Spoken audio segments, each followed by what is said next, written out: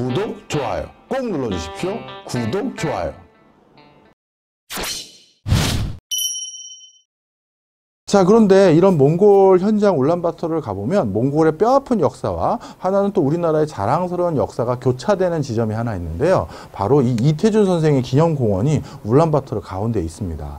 저도 사실 한번 이태준 선생님이라는 분을 몽골에 처음 출장 가기 전에는 솔직히 잘 몰랐었습니다. 그런데 이제 몽골에 이제 저희들을 마중 나왔던 그쪽 그 공무원분들께서 그래도 한국에서 왔으니 뭔가 나름대로 이렇게 설린 우호적인 관계를 조성하기 위해서 뭐 하나 보여주고 싶다 다고 해서 데려간 곳이 바로 이 이태준 기념관인데요. 이 이태준 선생님은 몽골인들에게는 슈바이처에 해당되고 몽골인들이 가장 존경하는 외국인 중에 한 분이 바로 이태준 선생님입니다. 이분은 1914년 동이의국이라는 병원을 몽골 울란바토르에 열어서 몽골인들에게 근대 우수를 전파하면서 몽골인들을 많이 치료해줬던 바로 선각자인데요. 그러면서 그렇게 번 돈을 바탕으로 항일운동 자금도 일부 됐다는 것으로 기록이 나와 있습니다. 자, 이 당시에 이 이태준 선생이 세브란스에서 공부하고 그 다음에 몽골로 넘어간 걸로 알고 있는데요. 자, 중국에서 의료 활동을 하다가요. 왜 몽골로 갔느냐? 이거는 몽골인들의 의견입니다. 객관적인 역사라기보다는 몽골인들은 그렇게 생각하고 있어요.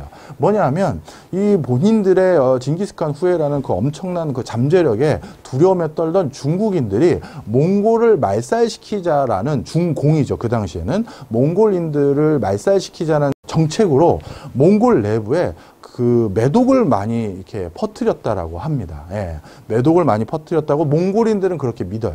그렇게 매독을 많이 퍼뜨리는 과정에서 말 그대로 이렇게 성병을 가진 사람들이 자녀를 낳을 경우에 자녀가 뭐 지적 수준이 좀 떨어지거나 문제가 있을 때가 많거든요. 바로 그런 것들로 인해서 몽골인들의 여러 가지 역량을 낮추도록 중국인들이 음모를 꾸몄다라고 믿고 있는 과정에서요. 자, 그런데 그런 매독을 치료할 수 있는 어떤 현대적인 의술이 부족한 그 사람들에게 바로 이태준 교수가 선생이 가서 매독 치료들에 굉장히 헌신을 했었고요. 그 당시 몽골 남성 3명, 4명 중에 1명은 매독에 걸렸다라고 할 정도니까 정말 그 당시 몽골 사회에서는 굉장히 큰 문제였다고 볼 수가 있겠죠.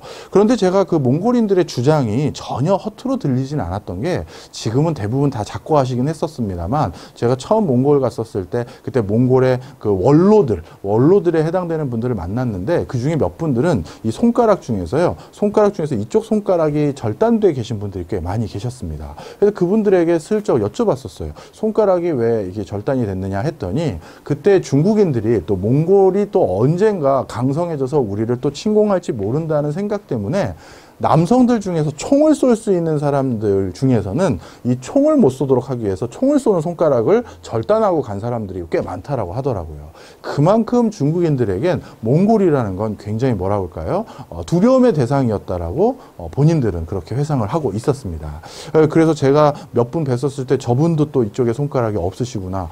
저분도 없으시네 했었을 때 그때 이렇게 전쟁 중에 이렇게 손가락을 절단당하는 일을 당했던 분들이 꽤 계셨었습니다. 그러니까 아예 뭐 약간 자신들의 편향적인 해석도 있을 수는 있습니다만 완전히 허튼 소리라고 저는 그렇게 생각되지는 않더라고요.